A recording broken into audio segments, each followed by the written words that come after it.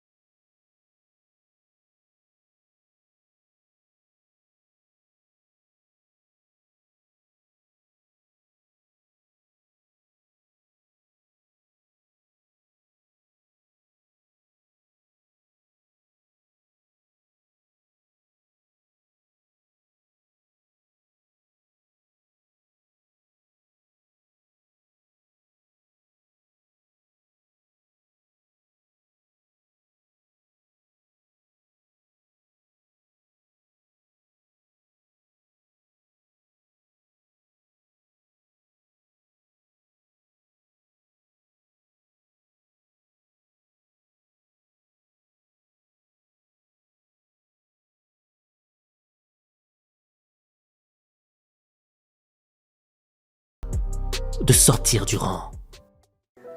En regardant cet extrait, on pourrait se dire que je parle d'Elon Musk. Pourquoi? Parce qu'avant qu'il soutienne Trump, Musk était vu comme un visionnaire, tourné vers les technologies de demain, la planète Mars. Mais depuis son soutien à Trump, il est vu comme le diable en personne. Faut-il avoir peur d'Elon Musk? C'est la question du grand dossier ce soir qui se poursuit. L'homme le plus puissant de la planète est un mystère. Entrepreneur, mégalomane, autiste Asperger, père de 12 enfants. Kadi, racontez-nous les multiples visages, les multiples vies de l'homme qui fascine et inquiète. Alors Marie... C'est un peu bizarre, c'est à la fois un trublion, c'est à la fois un perturbateur. Moi, je suis assez surpris de voir s'exprimer comme ça au grand jour une tentative aussi visible de corruption institutionnalisée. Il se disait démocrate jusqu'en 2020. Désormais, il soutient les Républicains. Et d'après ce montage photo posté sur son profil, il s'imagine même conseiller de Donald Trump pour l'efficacité du gouvernement. Il se dit prêt à servir, Donald Trump approuve. Oh, j'aimerais bien, vous êtes le meilleur pour licencier. Un rapprochement idéologique et stratégique. Elon Musk verserait jusqu'à 45 millions de dollars par mois à Trump pour sa campagne. Résultat, le candidat jusqu'ici fervent opposant à la voiture électrique retourne sa veste. Je suis pour les voitures électriques, je suis obligé. Elon Musk me soutient si fortement. Elon Musk aime le pouvoir, comme Donald Trump aime le pouvoir. L'un et l'autre sont capables de renier ce qu'ils sont ou ce qu'ils ont été pour pouvoir aller vers un mariage. Pour sceller cette alliance, Donald Trump publie cette vidéo.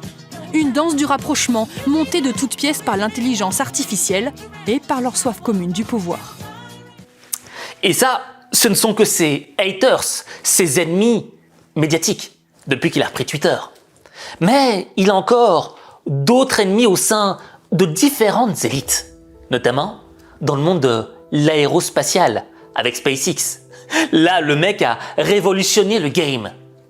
Dans le monde de l'automobile, avec Tesla, les autres constructeurs ont la haine contre lui. Pourquoi? Parce qu'il prend des grandes parts de marché. Et je rajoute avec ça encore sa rivalité avec les autres milliardaires, Jeff Bezos, Mark Zuckerberg.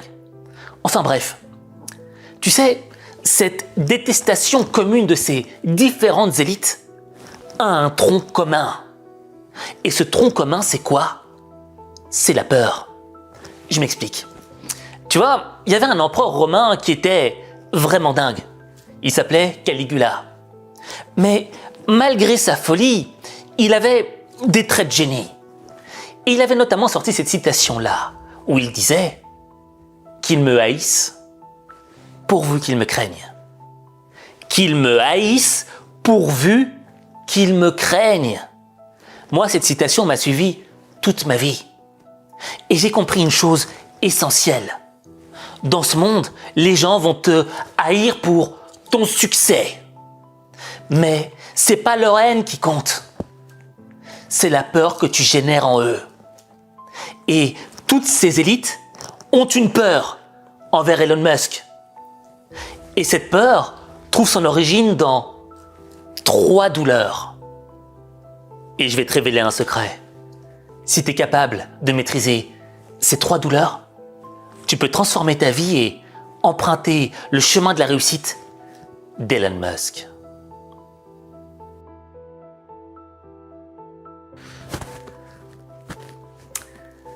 J'ai honte. J'ai honte de moi. Pourquoi? Est-ce que tu as déjà vu le film Les Sous-doués? C'était des élèves qui étaient tous des cancres, des nuls. Mais pour réussir, ils trichaient. Alors moi, j'étais comme les sous-doués. J'étais un cancre, j'étais nul. Mais je trichais pas parce que j'étais une vraie flippette. Mais la vérité, c'est que c'était pas les matières qu'on me présentait qui me saoulaient. Non. C'était la manière dont on me les présentait. Et ce que je te propose, c'est que pour comprendre ces 3 douleurs, on utilise une analogie qui est amusante, divertissante. Celle d'un jeu vidéo. Et pourquoi je vais utiliser cette analogie? Je me souviens lors d'une interview, Elon Musk avait dit « Moi, je vois la vie comme un jeu vidéo. » Et quand tu vois la vie comme un jeu vidéo, la prise de risque n'a pas la même ampleur que dans notre monde réel à nous. Et la première douleur d'Elon Musk, c'était l'Afrique du Sud. Le gars est né en Afrique du Sud, sous l'apartheid. Alors je te dis déjà, le climat était lourd, toxique. Et à l'école, ça allait pas mieux. Le gars était victime d'harcèlement scolaire. On l'appelait Muskrat. Ça voulait dire rat musqué. Je sais pas à quoi ça ressemble, mais rien que le nom, c'est moche. Et tu rajoutes à ça un autre type de climat toxique. Celui au sein de sa propre famille. Il avait un père abusif. Un père qui usait de violence, à la fois physique et morale. Alors mets-toi à la place d'Elon Musk. T'es un gamin, t'es un enfant. Et où que t'ailles, tout va mal. Je veux dire, ça doit être difficile psychologiquement de vouloir s'en sortir. Surtout que à cet âge-là, t'es faible et on est censé te protéger. Et ça, c'est la première douleur qui est rentrée dans la peau d'Elon Musk. Et là où Elon Musk a commencé à appliquer sa première analogie avec les jeux vidéo, c'est qu'il a changé sa perception des choses. C'est-à-dire, toutes ces difficultés, tous ces obstacles, il les a transformés en épreuves de jeu. Et quand tu veux passer ou débloquer un prochain niveau dans un jeu vidéo, tu as besoin de super pouvoirs. Et Elon Musk, il avait un super pouvoir. Son super pouvoir, c'était sa soif d'apprendre. Le mec dévorait les livres. Il avait une curiosité exacerbée. Et à force d'apprendre, à force de lire, il devenait de plus en plus intelligent, de plus en plus compétent. Et là, il a commencé à faire du codage informatique à l'âge de 12 ans. Et il était tellement bon qu'il a même créé un jeu vidéo qui s'appelait Blastar. À 12 ans, je jouais à la PlayStation 2. Mais là où sa perception du monde en a pris un vrai coup, c'est quand il a vendu son jeu pour 500 $. À 12 ans, gagner 500 $, c'est comme gagner 1 million de dollars. Et là où il avait compris l'importance, la centralité de son super pouvoir, c'est que en recevant ces 500 $, au lieu de s'acheter une console de jeu ou de perdre son argent bêtement, il a décidé de le réinvestir dans des livres pour renforcer son super pouvoir. Et c'est là que tu comprends la notion du super pouvoir.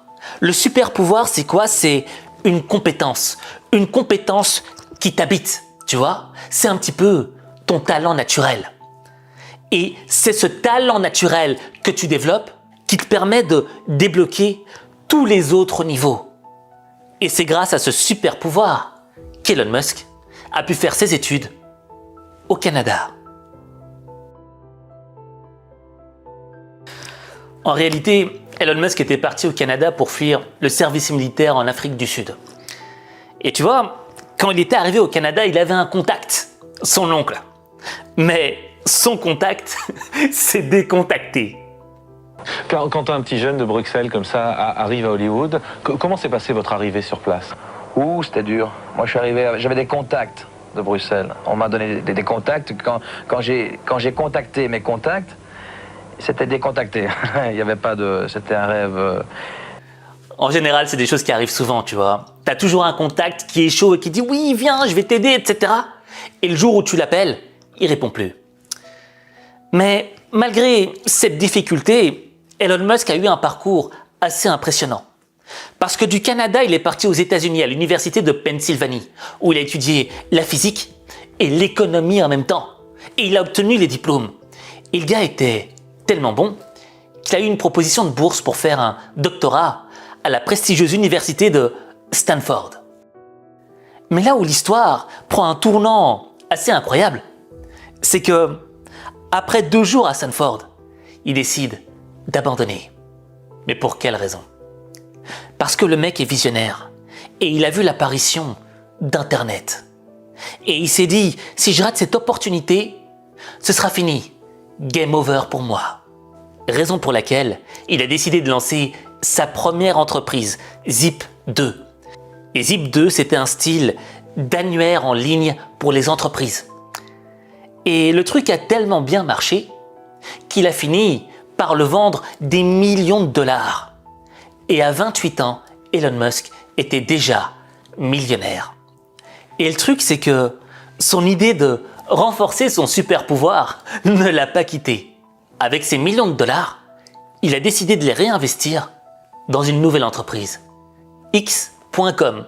Ouais, comme Twitter. Sauf qu'à l'époque, X.com, c'était une banque en ligne. C'était révolutionnaire.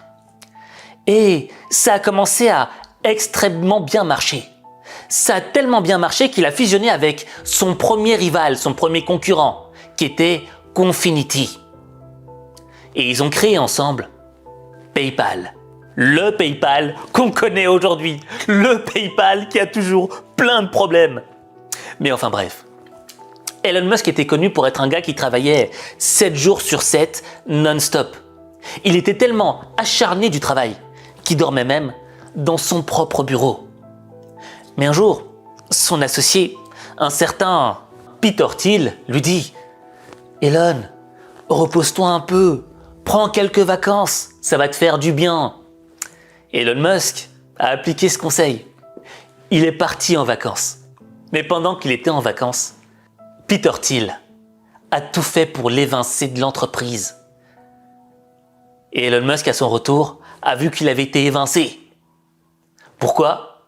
Parce qu'on n'aimait pas ses méthodes, parce qu'il travaillait trop et il exigeait des autres de travailler tout autant. Enfin bref, Elon a perdu sa place. Et là, c'est son premier game over symbolique. La première fois que, dans sa vie, il perd une partie. Et si on revient sur l'analogie des jeux vidéo, qu'est-ce qu'on comprend? Tu sais, un game over, c'est quelque chose qui nous frappe dans notre chair. Quand on perd, on se sent mal. Et on n'a pas envie de perdre. Et le truc, c'est que on a tellement peur de l'échec que parfois, on n'a pas envie de faire le premier pas pour transformer nos vies ou pour donner vie à nos propres rêves. Mais Elon Musk, lui, il a agi d'une autre manière. Sa perception du game over, c'est quoi? C'est « Ok, j'ai perdu une vie dans le jeu, mais il m'en reste d'autres. Et à cause de cette vie perdue, ou plutôt grâce à cette vie perdue, j'ai gagné en expérience. J'ai appris des choses. Et dans le fond, cette vie perdue a nourri ma résilience. La résilience, c'est quoi? La résilience, c'est quand tu reçois un coup, mais que tu te relèves encore plus fort. Et ça, c'est la notion du game over qu'Elon Musk a appliquée dans sa vie.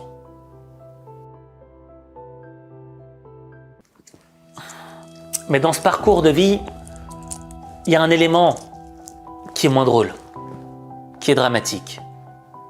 C'était la mort de son enfant. Un enfant qui s'appelait Nevada Alexander Musk. Et tu sais, la perte d'un enfant, c'est destructeur pour un parent. Et ça me rappelle cette scène qui m'a laissé sans voix de Mike Tyson lorsqu'il évoquait sa fille qui était décédée.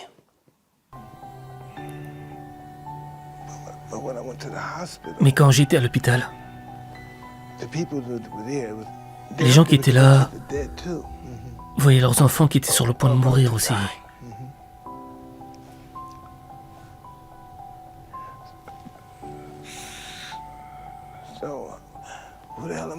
Et donc je me suis dit, mais qui je suis pour mourir aussi? Je sais pas. Je ne sais pas ce qui s'est passé ce jour-là. Quoi qu'il se soit passé ce jour-là, est-ce qu'un nouveau Mike Tyson est apparu le jour suivant? Non, j'étais sous cocaïne pendant une semaine. J'avais besoin de planer. J'avais besoin d'aller ailleurs. Je peux plus gérer tout ça. Tu dois partir. Tu comprends? Merci. Merci. Vous pouvez m'enlever ça? You okay? C'est ok. Sir, Mike, I'm really sorry you're going through this. C'est bon. I'm sorry if we brought up. C'est ok. Je dois grandir. Je dois être un homme. Je dois arrêter de pleurer. You're allowed to cry, Mike. Ce genre d'événement, tu vois, c'est pas un game over comme dans les jeux, non. Ce genre d'événement, c'est comme si tu venais et que t'éteignais la console.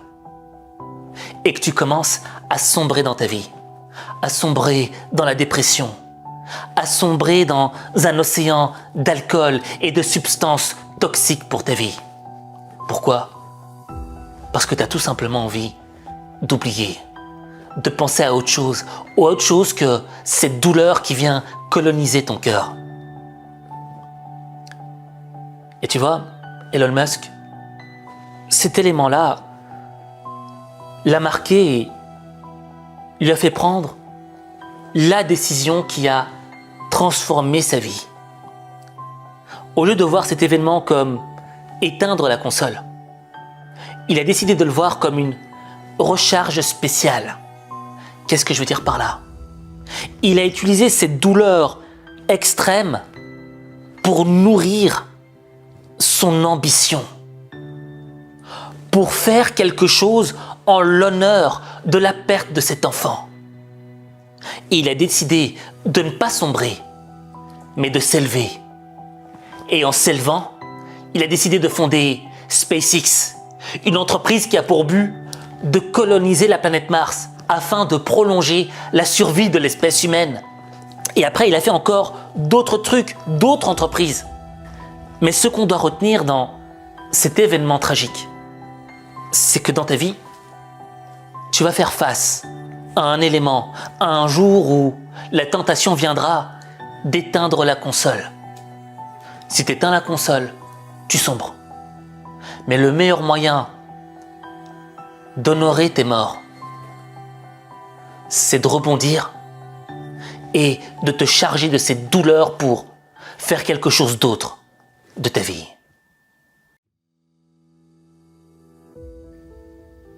Ces 3 éléments, c'est les 3 douleurs qui ont nourri la force d'Elon Musk. Et cette force, c'est ça que craignent les différentes élites. Pourquoi ? Parce que ce genre de force te rend inarrêtable. Quand tu comprends que la compétence est un super pouvoir, tu débloques différents niveaux dans ta vie. Et regarde aujourd'hui Elon Musk, l'homme le plus riche du monde, à côté de l'homme Donald Trump, le plus puissant du monde, le président des États-Unis d'Amérique. Quand même. Et ensuite, quand tu comprends que dans la vie, les game over, les échecs ne sont que des outils pour renforcer ta résilience, mais bordel, tu sors encore plus fort. Et quand tu comprends, pour terminer, que dans la vie, t'as cette tentation d'éteindre la console, d'abandonner tes rêves, de t'abandonner toi-même, mais que tu décides de te recharger d'autres choses pour faire des choses qui te dépassent toi-même, il y a de quoi avoir peur de toi. Parce qu'on sait que t'es une personne qui est inarrêtable. Et le problème, c'est quoi ? C'est que dans nos vies, nous, on est un petit peu des trouillards. On a peur. On a peur du regard, du jugement des autres. On a des freins dans nos têtes, des limites qui nous disent « pas aujourd'hui, demain ». On a des rêves et on se dit « oui, je peux y arriver », tu vois. Mais dans le fond, est-ce qu'on y croit vraiment ? Non. Tout simplement parce que on se donne pas les moyens. Mais tu vois, Elon Musk illustre que on peut tout faire dans nos vies. On s'en fout d'où tu viennes, on s'en fout de ta couleur de peau, de ton niveau de richesse. Ce qui compte, c'est les compétences que tu vas acquérir pour te développer personnellement. Développer tes compétences personnelles et professionnelles. Et quel type de mindset tu vas avoir. Pour réussir sa vie comme Elon Musk, tu dois tout simplement changer de logiciel et voir la vie comme un jeu vidéo. Parce que la vie ne s'arrête que lorsque tu décides d'éteindre la console. Et quand tu comprendras cela, tu transformeras ta vie. Mais ta vie, il n'y a que toi qui peux la transformer. Il n'y a que toi.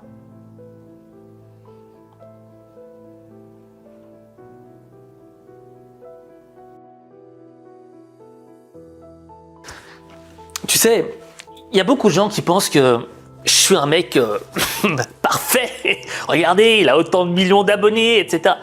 Ça veut rien dire, tu vois. Moi, ce que je partage avec toi, c'est ce que je partagerais avec les gens que j'aime. Ma maman, mon Aziz du futur, tu vois ce que je veux dire?